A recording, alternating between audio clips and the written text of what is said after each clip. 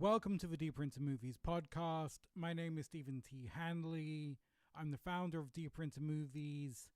We program good movies around London and New York. We release soundtracks and books and record a podcast, which you are listening to. Today on the podcast, I'm joined by Benny Safdie, writer, director of the new movie The Smashing Machine, and co-director of such bangers as Uncut Gems, Good Time, and my personal favorite Safdie Brothers movie, Heaven Knows What. This was a great chat, really fast and loose. We got into a lot of things about his love of folk music, his love of physics, and I should explain, because we don't do video, Benny holds up a copy of Daddy Longlegs, the Australian edition, which he explains has crazy audio, the wrong audio. And I tried to trump him by showing him my copy of an ex-library DVD edition of Daddy Longlegs, but Benny wins. And the only other thing I need to mention is toward the end, there was a viral photo going around of Benny during the release of Daddy Longlegs where he was outside IFC wearing a sandwich board advertising the movie all day. And for fun, he shows me his new sandwich board for The Smashing Machine, where he stood outside the theater recreating that moment from many years ago. But it's a great chat. This is me and Benny Safdie.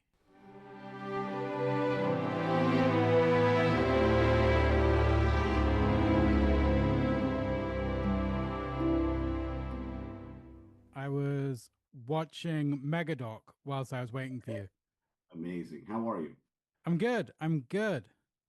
I was talking to your friend Oscar Boyson earlier. Oh, no way. Yeah. Amazing. I was just complaining that I lost my copy of Heaven Knows What, and now it's discontinued, and I get competitive, and I was in one of my eBay bidding wars, and I Oh, wow. spent And there was a bidding war for that movie? That's kind of £30-ish, which is twice what I bought for originally and must have loaned out, but You know what the real collector's item is, and I'll let you in on this. oh, don't tell me, is it the Death Star, the Ninja Star vinyl? No, it's not that. Oh, shit. Oh, here it is. This is the real collector's item.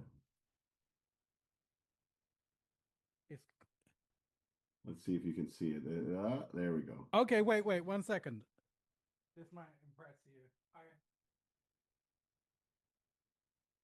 I'll see your copy and I'll raise you. But do you know? I see. But do you know why mine is more of a collector's item? No.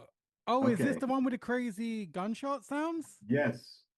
Oh, cool. This is the gunshot printed to the DVD, the Australian DVD. It was printed, put out in theaters, and here it is. It's actually on the DVD. So that's nuts. I don't need. Did you ever work out how that happened? Was this like a? I did.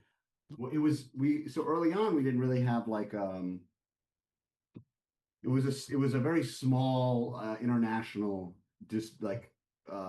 film distributor. Yeah. Like one of those persons who like the sales agent. And so all these little companies reached out to them for the movie, and they just said yes and didn't follow up in some way. And so somehow a war movie's music and effects track was put to our film. So there's no music and effects that we added. So all of the music in the movie is gone, and it's all this like swooping violins and machine guns. Okay, that's even. I thought my public library copy was cool, but that's even. I love that. That is cool, but this one is because people don't know that the Australian DVD actually had that. It was official release that way. That's crazy. That should be like a. I remember what movie? It was a really odd movie. Euro Trip.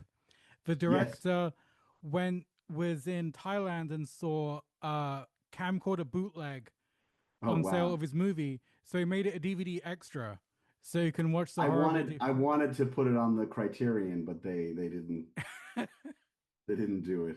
That would have been yeah, that would have been easy the craziest DVD extra. Watch the wrong version of a Yeah, watch movie. the version, and which actually, because it was pirated, that was the only version that existed for like 8 years. So I'd see people referencing it everywhere and coming up to me and talking about the extreme sound design that we did on it. I was like, what Oh, are you talking? So, that's crazy.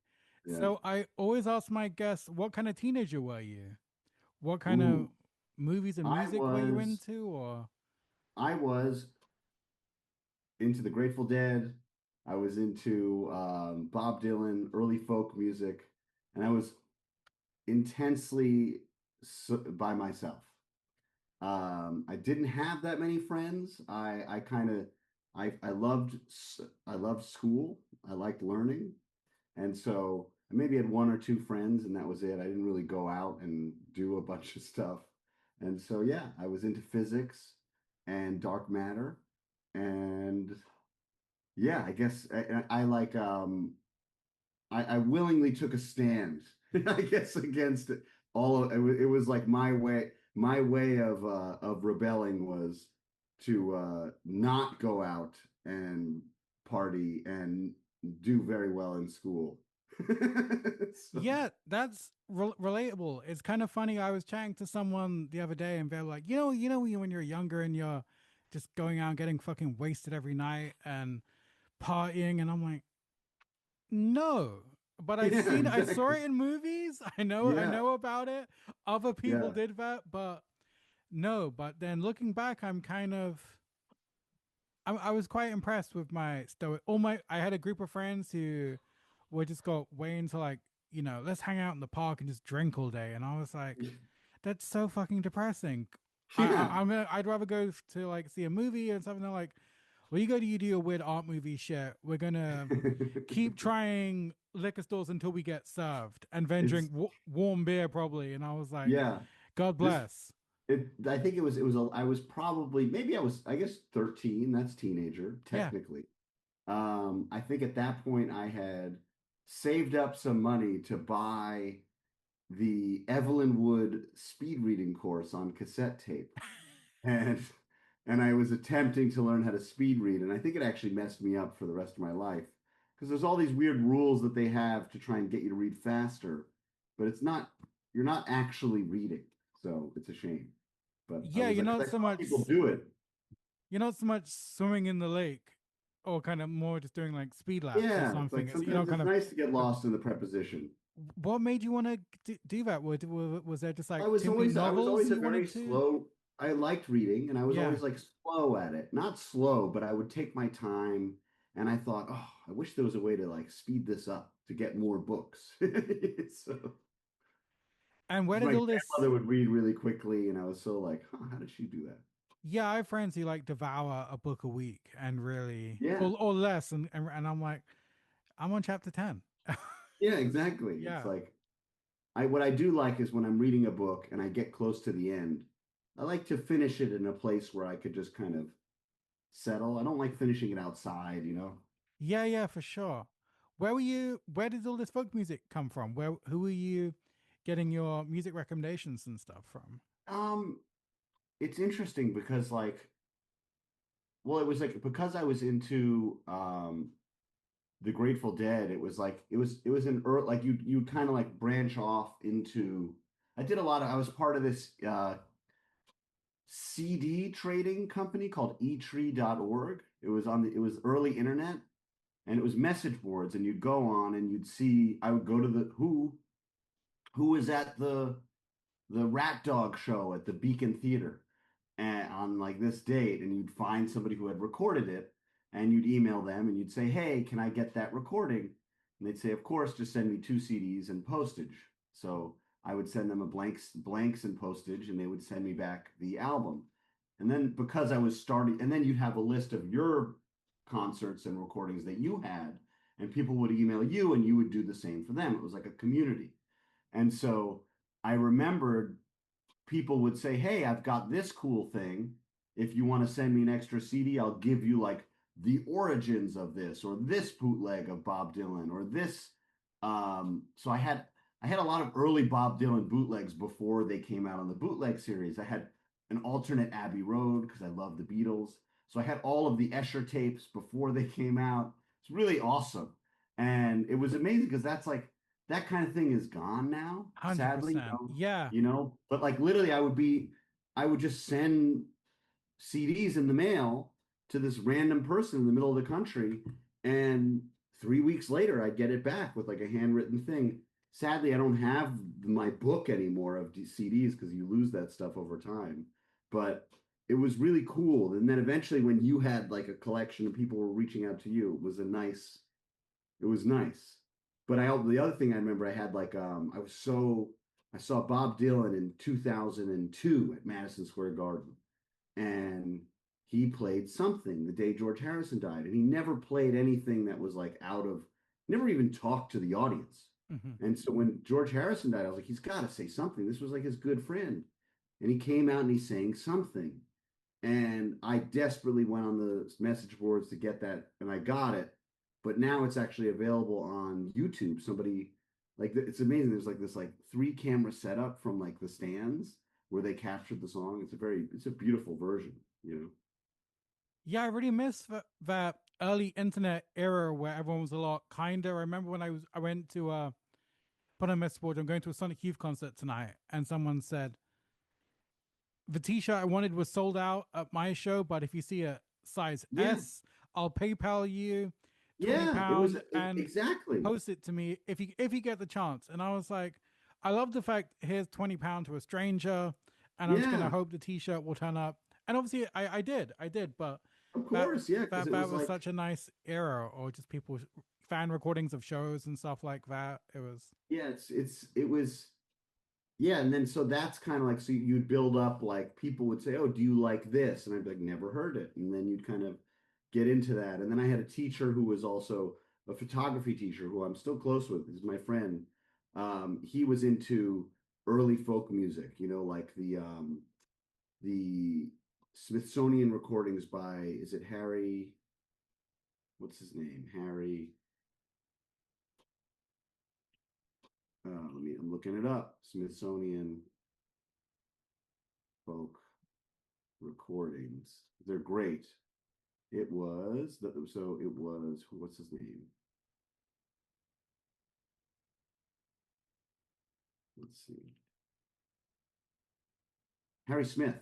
So right. he had all so just like so he would put me on to this and then um yeah, and then it was just like you somehow like it's interesting because yeah, now music discovery is so different, you know, but it is nice like when you'll get like a recommendation from somebody and you're like, oh wow, this is cool. Yeah, or even when I used to go to the I grew up in the '90s, so I guess my first kind of exposure was like grunge and shoegaze, and I'd go to the record store. My mom would let me pick a CD, and I'd be picking up like maybe like two Sonic Youth albums, and like, all right, this one's got Dirty Boots on it, which I know is really cool, but this one is going to be the better record Yeah. on a whole, and I'm Yeah. not sure where. Or the same when I got into like Bob Dylan, it was like I know Blood on the Tracks is meant to be the one, but I really like that song I heard on the Big Lebowski. Yeah. And Man I'm and like, me. and I'm sure this is, yeah. And like, I don't know which is better. I don't want it to get, and then Yeah. whatever you get, you got to sit with it. Exactly. And you can't like and I remember making mixtapes of Yeah, like because okay I want to listen to all this stuff so I'd go through and I'd make a mixtape and then I was really big on because I was big on making mixes for myself when mini discs came out. Oh, I had the deck that plugged into the stereo and I could record onto it, so I had like a whole that's what I did with a lot of I'd take right. the CDs and record them on the mini disc so that I could have it on the go. And then when MP3s came out, I remember there was this thing called the Yepe. I don't know if you know this. What? It was like No, what's a that? Samsung. It was like a really little thing. And the only song that I could have on it was Hurricane by Bob Dylan because it was a long song and it filled up the entire thing. And I was like, yeah, this is not, I didn't like it because I couldn't have any songs. And then there was this thing called the Creative Nomad, which was this huge, looked like a CD player, and it had 5 gigabytes of music. So yeah, no, I that's the thing is I've always loved music deeply, and it's as a way to like, yeah, kind of get through the world in a way. If I didn't have it, I don't know what the world would be like. And when did you and Josh always know you wanted to make movies, or Well, was no, there that other yeah, careers we like calling? the thing is like there was a moment when, well, I wanted to be a physicist. I was like all in. I loved dark matter. I loved elementary particle physics. I liked studying it, and I was part of this like extracurricular class, which was essentially like double high school. So I would like Right. go, I would learn with this teacher. I hooked up when he was at Columbia University at the time, and then I had this physics teacher who would walk me through, and I would read papers and try and understand it. And the whole goal was to explain what you learned to the class. So you would learn it in a way that allowed you to teach it to everybody. And I had such a good time teaching to people that I thought, oh, that's what I want to do in life, you know? So I was pretty sure of that. But when it came time to go to school, I was getting more into movies with Josh, and then also just like Buster Keaton, Andy Kaufman. I did a bunch of stand up in high school. So I was like really into this idea of like creating fake realities. That was really interesting to me. And that was kind of hand in hand with physics. And I tried to go to school for both, but if you're going to do something, you have to do one thing, you know. So Yeah. eventually, I ended up picking film, you know, and here I am. But I definitely I was like, there is an alternate world where I went to like Reed College and studied classics and worked at the nuclear reactor that they had over there. You know, I that is a part of me that like I think about, you know. And one thing that I forgot about is I think, did you guys have a rule that you'd try and make one short film a year, or have a sort I of don't know if it discipline was where you'd want to? exactly a rule, but it was the kind of thing where we tried to do. We would put because we were part of like a group of people that we all rented a space together, and the idea was we would all help each other out on things. And yeah, you would try to make a movie and post it because this is before YouTube. So I was running the whole website, built the whole thing, and we'd post our videos online. And in order to keep getting traction, you'd post new stuff. And so you'd really try to make new things every now and then just to kind of keep it fresh. And I think what that did is it allowed you to experiment and be a little bit less precious about certain things, which can get in the way. Is if you keep waiting for stuff to happen, then you never do anything, you know? So if somebody like, so we would be like, okay, what can we do with this? You know, well, okay, like, and that's like when I would go to stand up, I realized, oh, I could get a lot of source footage because that back VHS camera with the Gotham Comedy Club logo or the Comedy Cellar logo, that's pretty awesome. Like, Mm-hmm. so that's built-in production design, built-in look with the VHS. People are going to think that this is a real guy. So I would try to post it online and trick people into thinking that this was a real comedian. And that was my goal with that. So So, were you like bombing deliberately, or were well, the you? thing is that, yes, I was a terrible comedian, but the point was I didn't want people to think that I was bad on purpose. I wanted people to not know that I didn't realize I didn't know what was funny or not. You know, so the first guy I had was this kind of delusional comedian, Zach Molden, whose life was actually a little bit sad. And he thought, okay, I could just tell jokes about my life. And he was like kind of like they're they're silly. Like he'd be in the doctor's office. He's, I was in the doctor's office the other day, and I'm sitting in the waiting room, and the doctor comes in, walks right by me. It's like, all right. Sitting in the waiting room, maybe 35 minutes reading a magazine. Doctor comes out, takes another patient, walks right by. I'm thinking, this is really strange. But another hour and a half goes by. I'm still sitting in the waiting room. And I finally say, you know what? I'm done with this. I go right up to the receptionist and I said, hey, can the doctor see me now? And she says, now that you've taken off the black cape, I can. And so, and he's serious. In his, this is Yeah. in my mind, he actually was sitting in a doctor's office with a black cape over him, and nobody knew who was there. So it's like, so that's one element. And then from there, I developed another guy called Ralph Handel, who I would do, who was like a young businessman from Wall Street who had a really normal life. And he figured, oh, comedians just get up and talk about their life. I could do that. So, big movie out this weekend, huh? Smashing Machine? How many of you have seen it? And you'd hear like, Yeah. hey, raise your hands. How many? There's about four. How do I know? Just count it. So anyway, I went to the supermarket the other day. What'd I buy? Anybody? Frozen pizza and a pack of gum at the checkout aisle. So speaking of pizza, and then I'd go on 7 minutes like that, and unfazed, unflappable. I would go in as the guy, and I had all this cologne on, this aqua cologne, and so I was, and I had these like really like I had horrible like pit stains, but like very realistic, so that I would get hot, I would take off my jacket, I'd put my hand up, all that. It was a whole thing, and I had a hot dog a ketchup stain on the shirt, and I would say, "Hey, everybody! Like, notice the stain on my shirt? How did it happen?" And people would yell out whatever, and I'd be like, "No, actually, it was I was eating lunch the other day, got a hot dog. Then what? Went to take a bite, hot dog slipped out, fell on my shirt. It's true." So, Where are these videos? Did these they're actually become still on YouTube. I This is mean, what's so amazing. So, like, if you go to YouTube and you yeah. type in Ralph Handel, you can find him. And I'm looking at it right now. I uploaded it in 2006. So that's almost 20 years ago, which is crazy to me. That like, so you can go on and you'll see like Ralph Handel from at the Gotham Comedy Club or Beantown, you know, Right. and So I'd these have didn't my even seven become minutes like set. short films or Basically, yeah, they're supposed to be watched in full, you know. And then of course, I made these like fake pseudo documentaries about the characters and their lives, and edited in with the real footage that I would capture. So it was this kind of weird. So early on, I was really kind of obsessed with like mixing reality and fiction.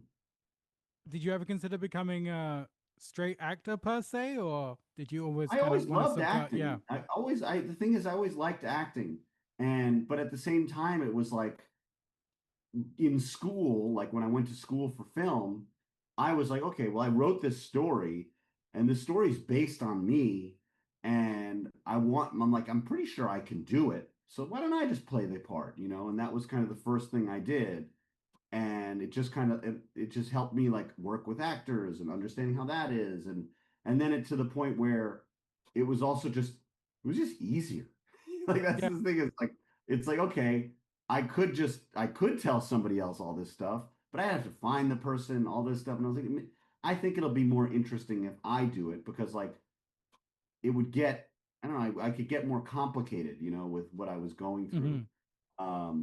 But then like from there, so it kind of went hand in hand.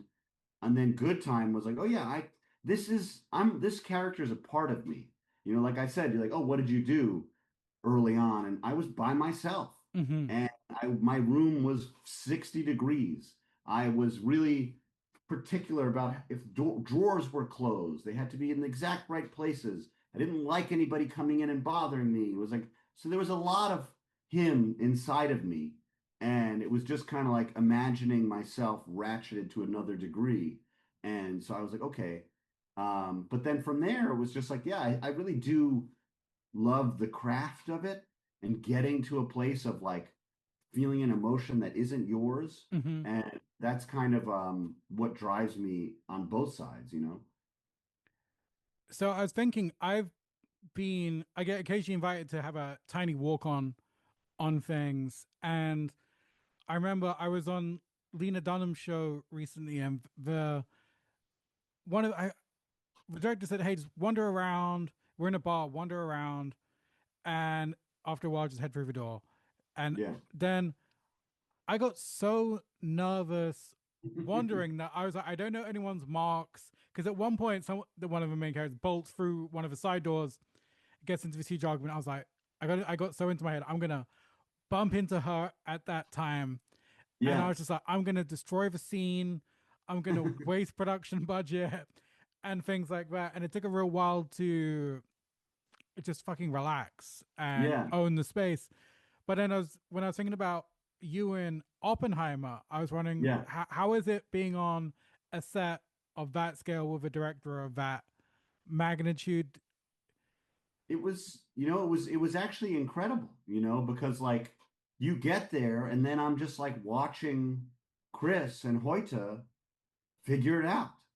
Like they're just like, okay, that like we would do the rehearsal and then they'd be like, okay, how do we do this? And I'd see them just kind of like huddled together, placing the camera. And I was like, wow, this is. I remember there was one time where we're in this lodge. It's like period piece from like 40s. It's packed with 300 people. And I'm looking at this, I'm gonna be like, oh, we're gonna be here all day. Because it was like 7 scenes in this place. And we shot mine first, like my little section where like somebody's trying to put a party hat on me. And it's like what was amazing is I every moment in a movie I'll treat it as if like it's the most important thing in the world. So this I got really angry in this moment. This guy trying to do this, and it was really fun because like I think Chris really likes when like people like put it care, you know? Yes. And so but we did that and then I just got to sit and watch because we did the same thing, but then I would just watch them do the rest of the scenes. And Hoyt has got this IMAX camera on his Yeah. shoulder. Bang, bang, bang, bang. Chris like moving around. They're just like flying through this thing. And we finish. And then we move to the next location, rehearse the next scene, and then go to lunch. And I said, how the hell did you do that? And it was the craziest thing I'd ever witnessed. And I was like, wow, that level of efficiency was awesome. And also what that did for me as an actor was like, oh, this guy knows what he's doing. So you really feel comfortable performing in an environment like that, you know? Um, and then I think he said something about like the car crash in Dark Knight. Yeah. And like they did that like in the first half of the day. And that's like something that would normally be like a long time, not that. And so it's just like, but again, it's not compromising anything, that No, which I thought is was he really just interesting. super It doesn't, technically proficient, or does he just he just surround knows himself what he with? wants, but at the Yeah. same time, there is an element of discovery and there is a warmth that's there, and you're having fun and everybody's there talking, everybody makes a big deal, no phones on set, no this, but I Mm-hmm. think that there's something really beautiful about it in the sense that you get to know the people that you're around, you talk to them, and it just kind of everybody kind of folds into this kind of group, you know and once you're all there, it's like on that one, it was interesting because I would come in and out a lot. So I would come back and then Hoyta called me the super, like because that's what I wanted to create the super bomb. Mm-hmm. But I was myself like this larger than life person who would just storm into the room and the super was here. And it was a fun environment.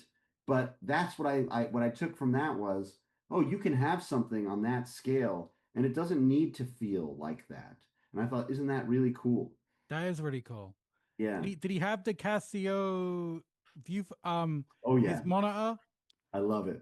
Yes. Make it makes is this my theory was that if it that kind of thing when like bands would try out their album in the car stereo of if it sounds good on this, it will sound good on anything. Yeah. Is Well, that the idea for the I Casio? think it's just like it's purely it's like because when you get these monitors and all this stuff, it's very like there's a lot of other bells and whistles on it.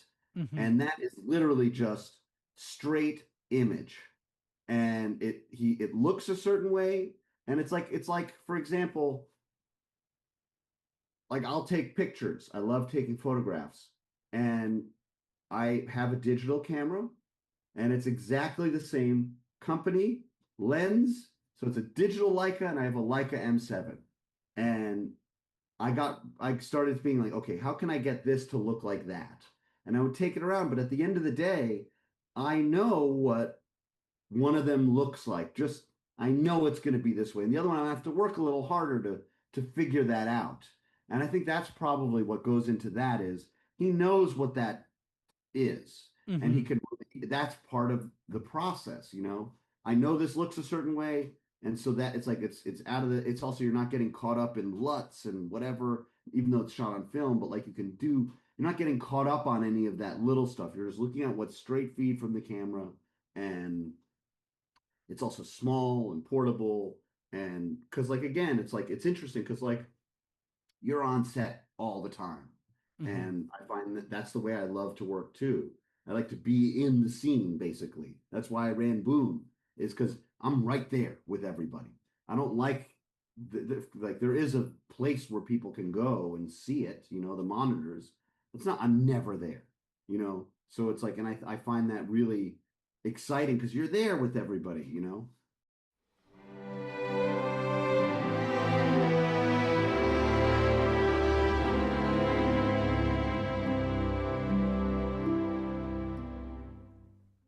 What was different about directing solo this time? How was it much different than previous experiences or Well, I guess, you know, there's like, you don't have to have a discussion yeah. you know, about certain things. Like, you don't have an argument about like, "Yeah, I want to do this." No, no, no. It's like, so it's just simpler in that sense. But then there's a lot more things that get complicated. So it's, but what was interesting is I had already done a lot of acting, and then I made The Curse with Mm-hmm. Nathan.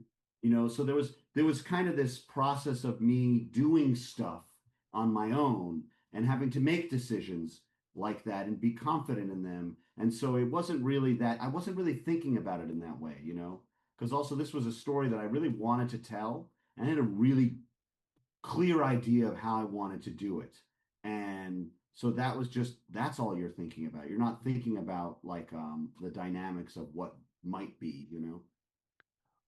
What was the first thing that drew you to it? Was it were you interested in UFC itself or Ultimate Well, I Fighting or love was it just Mark's story?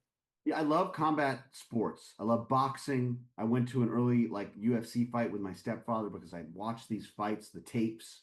Early MMA was crazy, you know, Yes. like it was like experimental and wild and like very foreign.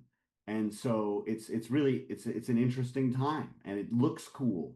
And I think when Dwayne actually approached, you know, us about this, you know, after Uncut Gems, he said, "Watch this documentary. I really like, I want to play this guy." And I watched the documentary and I really loved it. And I thought, man, I wish I was there. I wish I was there to like see this stuff. Mm-hmm. And so it really just, and Mark as a character just kind of burrowed into my brain as this kind of beautiful contradiction. And I felt very connected to him.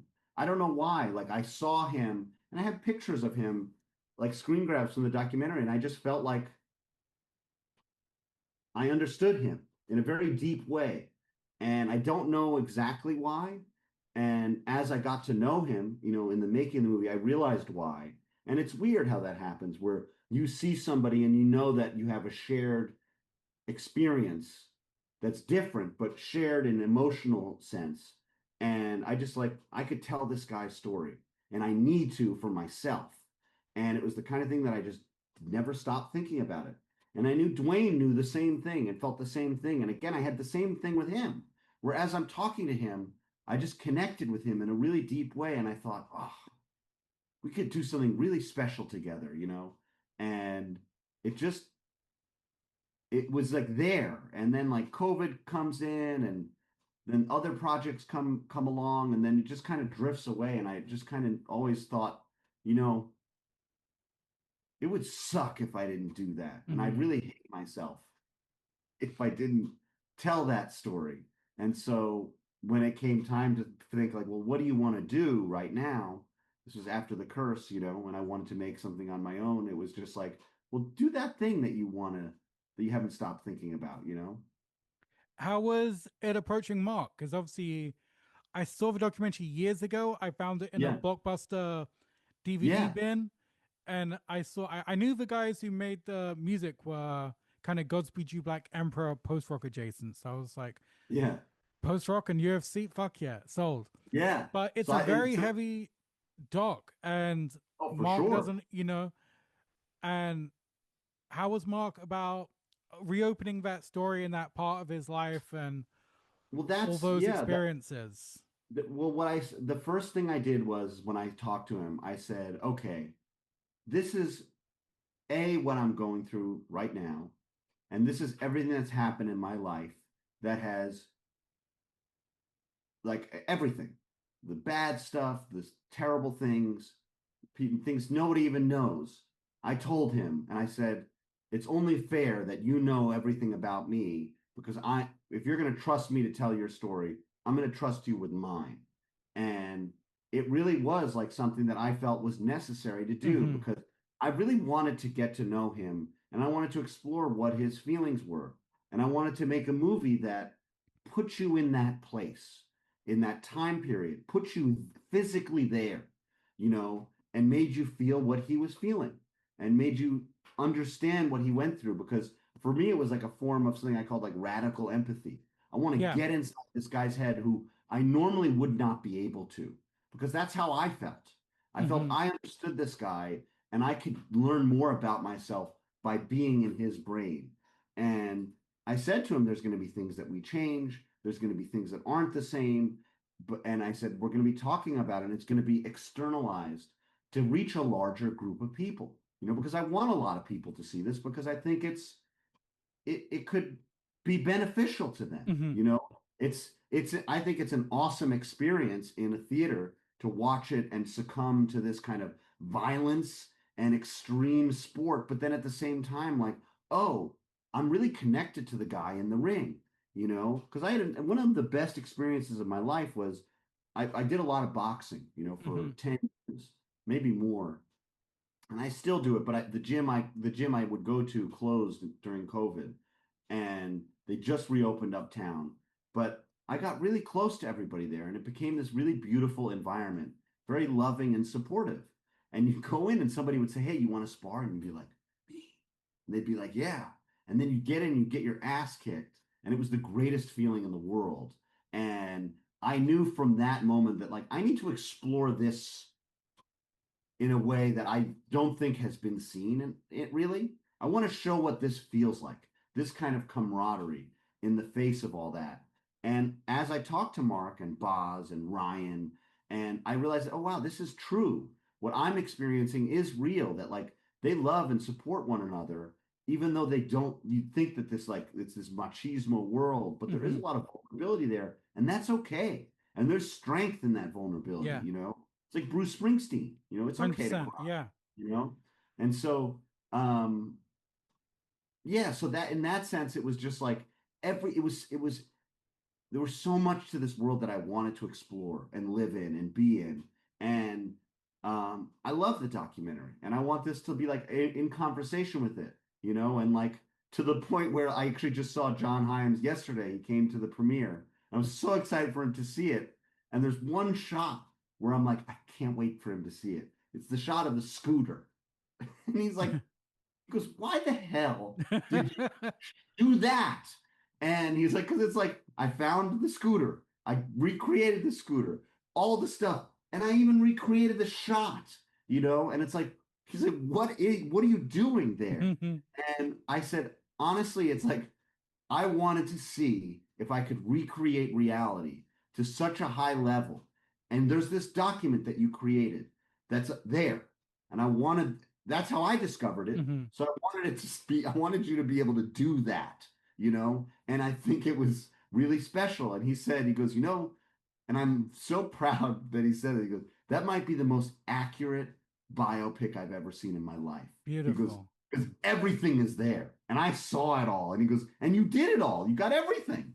And I'm like, that's killer. Because there's an early UFC shirt that said, as real as it gets on the Wow. back. Yeah. And I thought, that's what this is going to be. One scene that's living in my head rent free since I saw the movie that I'm can't stop thinking about Emily Blunt when she's on the Gravitron Yeah. and then she almost Oh, crawls up the side and is just pinned. yeah. What a fucking shot, dude! That was Oh amazing. How man. did that? I know that was Was that it's improvising or? no, no, that was all written into the script. And here, let me see if I can find this picture. I'll talk to you. The video's recorded for this, right? Yes. Okay, great. So then this will, so I can show it. Um, but so yeah, so basically in that moment, I had originally wanted both of them to go on the ride. And Dwayne is like, Oh, that's one of my when he's I like, get really my sick. 'tummy, yeah. Yeah, he's like my stomach, like I can't handle that. And I thought, that's amazing. I'm changing the script because I think it's beautiful that your tummy hurts, you know? And so he's on the outside Yeah. and she goes in. And it's also right when he's sober. And it's so it actually became the perfect thing to represent where the two of them are. And of course, like one of my favorite movies is 400 Blows, you know, and I don't know if you remember that he goes on a gravitron in Yeah, yeah, 400 yeah. Oh Blows. shit. And, Yeah. and I was like, wouldn't it be really cool to like reference that in this movie, you know? But I also thought like, here I'm gonna go, you know, the maps feature on the phone is really exciting because you can go right to the place to find the picture. Um, and so yeah, so basically that was in the script, and I said I tested it because I really wanted there was, and with Maceo Bishop, the cinematographer, we were like, okay, how are we going to do this? And I wanted it to be that gravitron with the alien and all the signs Yeah. and stuff, music blasting, and if you listen to it in a theater, the Atmos, this thing is spinning around, and if you hear the sounds moving around you, it's really killer. But hold on, I'm like, okay, where's this fairgrounds? The Peony. So basically, I wanted her to go on there, and it was very important to me that she went upside down because I wanted it to be literally that they were on opposite in opposite places, and I Yes. wanted her to be in a place where the laws of gravity don't apply, you know. And so here, so I remember going on, and here we go. So this, I did it. I tested it because I wanted to know. And so so here's another video with this is what the stunt coordinator did. Oh, Jesus Christ. Upside down, you can do them.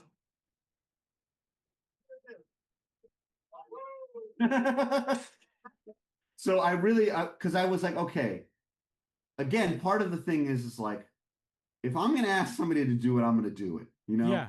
So I got on there to see, hey, if it was like, because I remember doing it as a kid, but when you get older, something happens to your ear. That stuff isn't very easy anymore.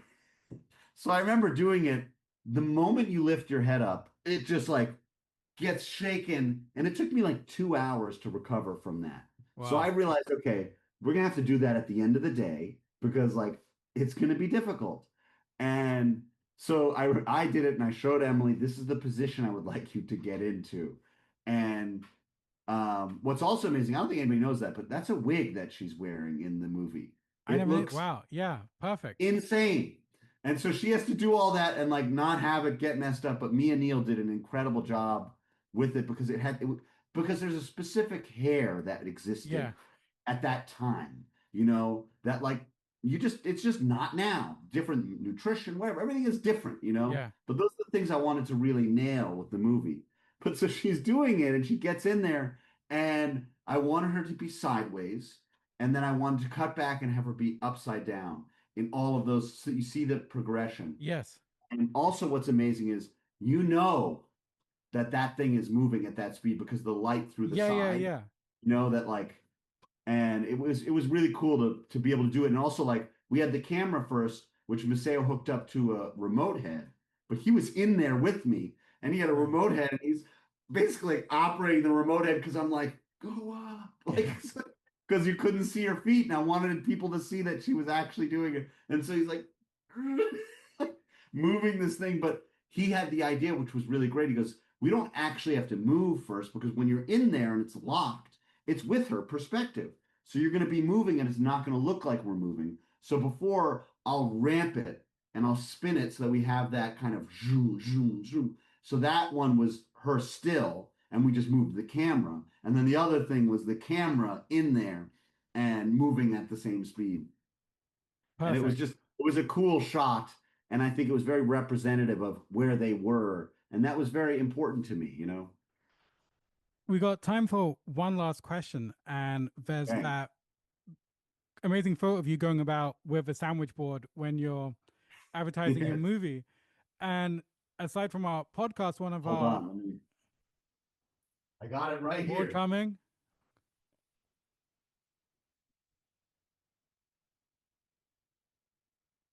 Hell yes. Here it is. So I Hey, you was never know. Might do it again. But so with one of the things aside from our podcast, we do screenings every week, and one of our big mission statements is showing underseen movies and indie movies. So I think we're basically the only people in London who will show like Mike Belandic's movies, Eugene's movies, amazing. and God bless Matt Grady and all the kind of exciting indies coming Yeah. out. But it's such a chaotic landscape for distribution and getting eyes on indie movies. I was just wondering any insights or advice or thoughts on small movies breaking through. Well, that's the thing is like I originally did it on Daddy Longlegs because like IFC was really like putting all their money behind Ken Loach. And and ours had a 1 week only at the IFC Center. And I knew that if your movie got held over, you read these stories of like independent movies playing in movie theaters. Like if it got held over, that would be a huge achievement. And so I made this sandwich board and I walked around a bunch before handing out flyers, basically because like there wasn't a lot of advertising for the movie. Mm-hmm. And I wanted people to know that the movie existed. And so I walked around. And then the other thing I did was I stood outside the IFC Center and I convinced people, don't go see that movie. Sorry, Ken Loach. I said, you know, you what should Ken go movie see was it? what was the one that came out in 2009 or 10? It was like the Wind, When the not Shakes the the Barley. was it that one? When the Irish movie. Yes. Um, no, it wasn't the Wind that shakes the barley. I wouldn't do that to Killian. Okay. It was another one. 2010. What was it? It was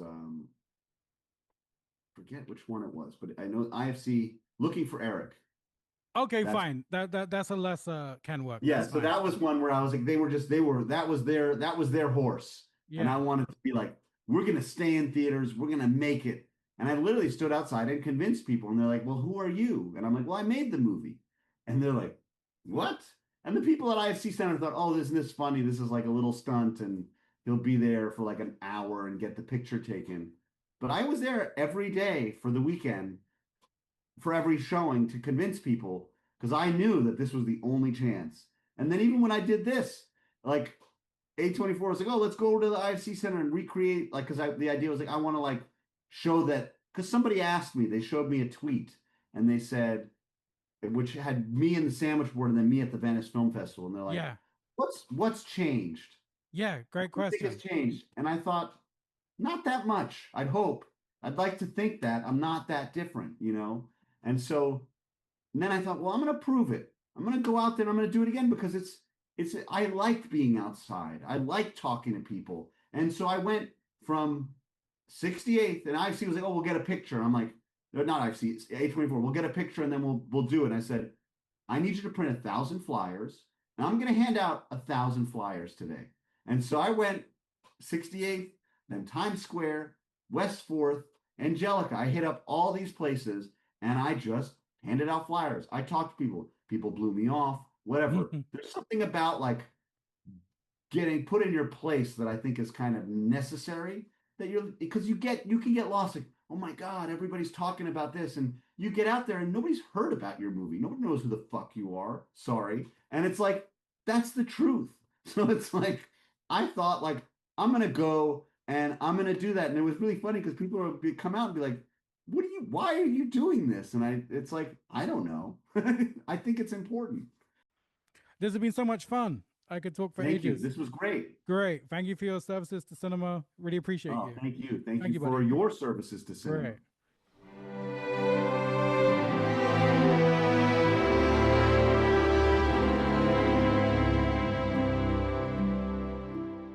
Boom. That was me and Benny Safdie. What a great chat. That was not the Benny I was expecting. Physics, folk music, bizarre stand-up characters. Just a great chat. He had so much good energy. That's it from me. Thank you for listening. Thank you to Joshua Eustace, aka Telephone Tel Aviv, for our beautiful music. And we will speak soon.